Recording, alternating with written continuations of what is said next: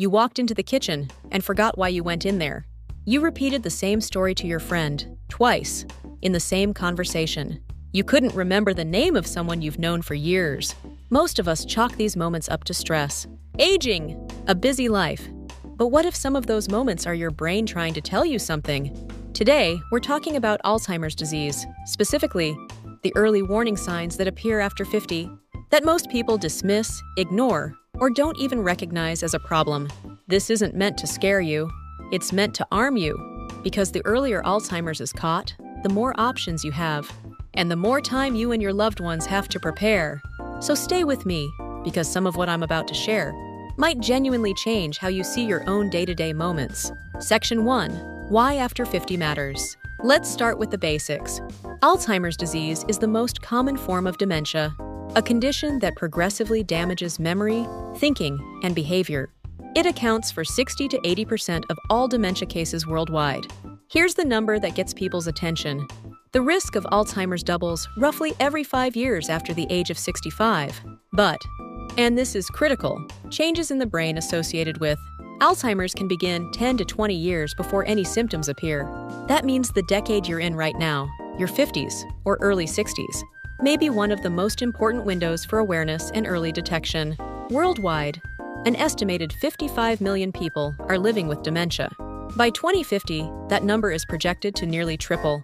No country is immune, no culture is untouched, which is exactly why recognizing the early signs matters so much, and why so many medical professionals wish people came in sooner rather than later.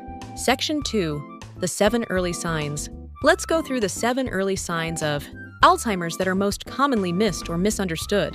I'll also tell you what separates them from normal aging, because that distinction matters. Sign number 1. Memory loss that disrupts daily life. Forgetting where you put your keys occasionally?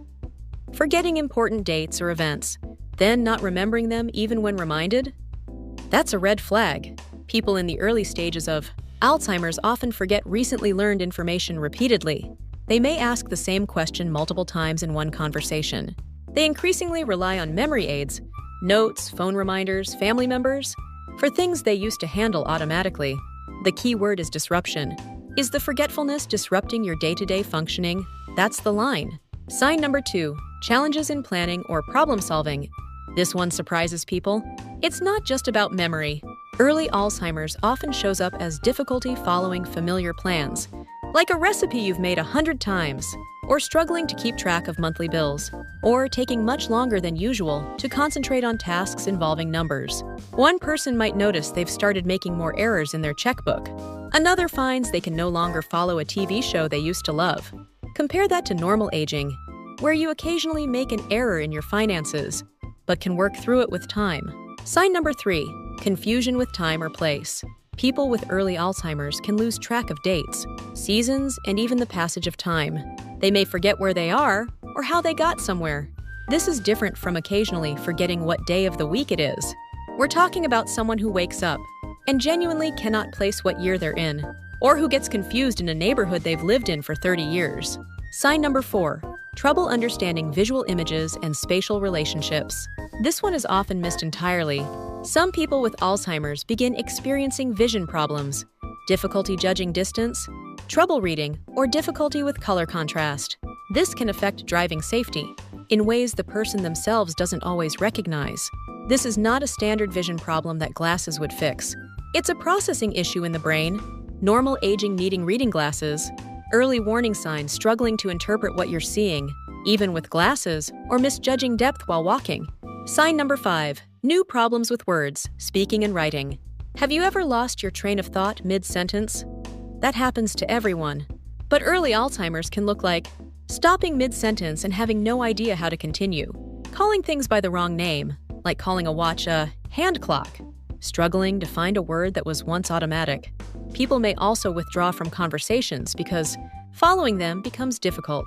They can hear you, they just can't track the thread. Sign number 6. Misplacing things and losing the ability to retrace steps. This sign has a specific quality that separates it from ordinary forgetfulness. Most of us can retrace our steps when we lose something. We go back through our movements. We figure it out. In early Alzheimer's, the person loses that ability. They put objects in unusual places, reading glasses in the freezer, a wallet in the kitchen drawer, and cannot recreate the logic of how it got there. Over time, some begin to accuse others of stealing because misplacement feels inexplicable to them. Sign number 7. Changes in mood, personality, or social withdrawal. This may be the most overlooked sign of all. Alzheimer's doesn't only affect memory, it affects personality. People who were once warm and sociable may become anxious, suspicious, or withdrawn. Someone who was never a worrier may begin showing signs of depression. A confident person may become easily upset in unfamiliar situations. This isn't just getting older. This is a brain that is struggling to regulate emotion and behavior, and it often appears years before significant memory loss. Section 3.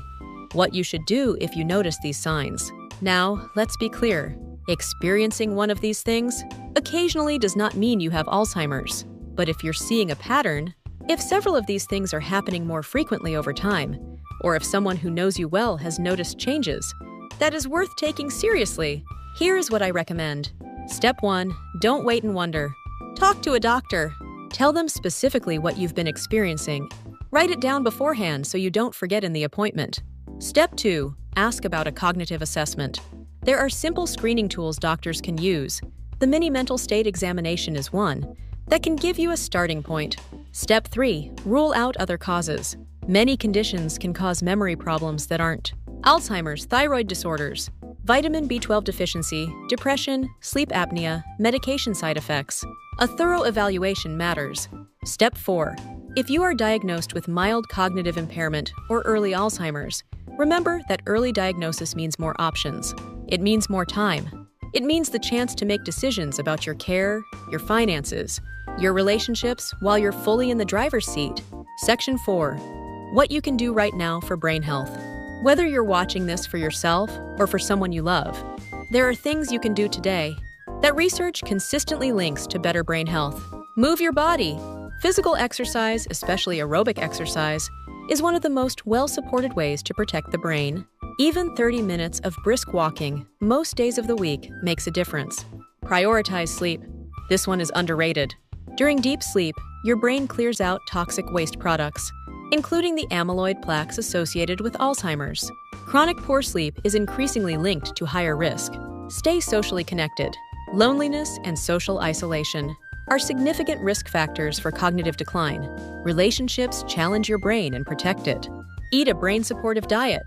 The Mediterranean diet and the Mind diet, both rich in vegetables, fruits, whole grains, fish, and healthy fats, are associated with lower dementia risk. Keep learning. Read. Learn a language.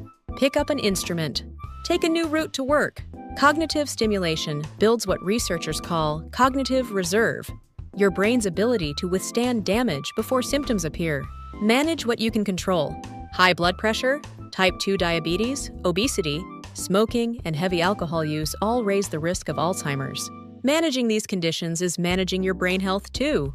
None of these are guarantees, but taken together, they represent the most powerful set of lifestyle tools currently available to us. Alzheimer's is frightening. I understand that. But fear is not a reason to look away. It is a reason to look closer and to act while there is still time to act.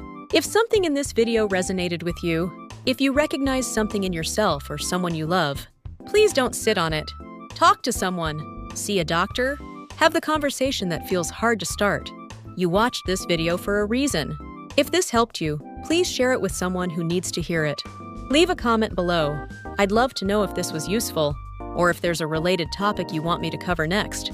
And subscribe if you want more content that actually helps you understand and protect your brain health. Take care of yourself, and I'll see you in the next one.